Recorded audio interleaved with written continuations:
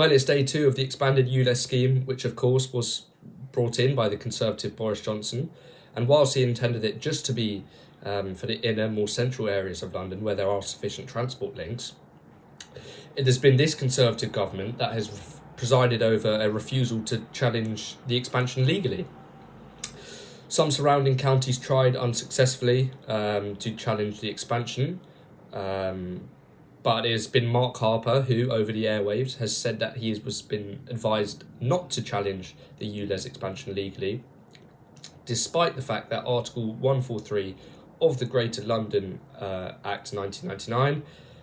states that if the Mayor's transport strategy is incoherent with the government's national transport strategy,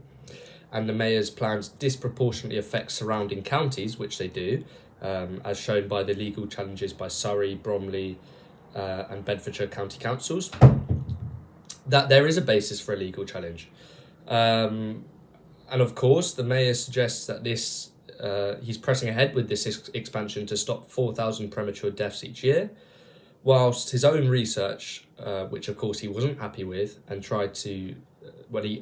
gave £800,000 from City Hall's funds to the scientists conducting his research in Imperial College London. Despite that, his own research says that it will have a little or negligible effect on air quality in outer areas of London. In some areas, reducing particulate matter by just 3.5%. And this is at a time when life expectancy in London is going up by 47 days every year. And so his argument that it is to save lives is flawed.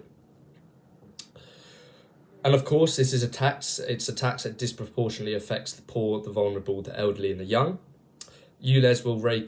expansion will rake in £2.5 million daily, because there are 700,000 non-compliant cars, according to the RAC, which across the whole of London is about 1 in 4, 1 in 5 cars.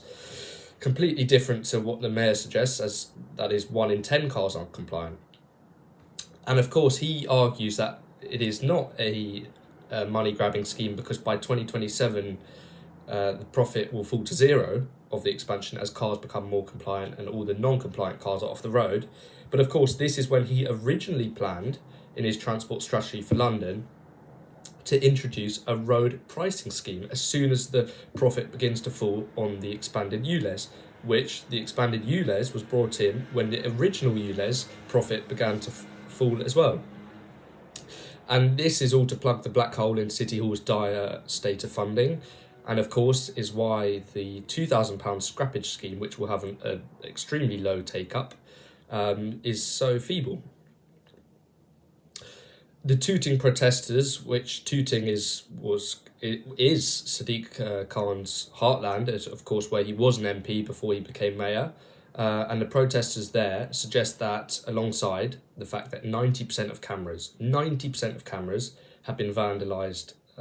in some areas of London, with up to 400 yesterday on the first day of the expansion and up to 700 in total, all of this anger suggests that when laws become enemy of men, men become enemies of the law.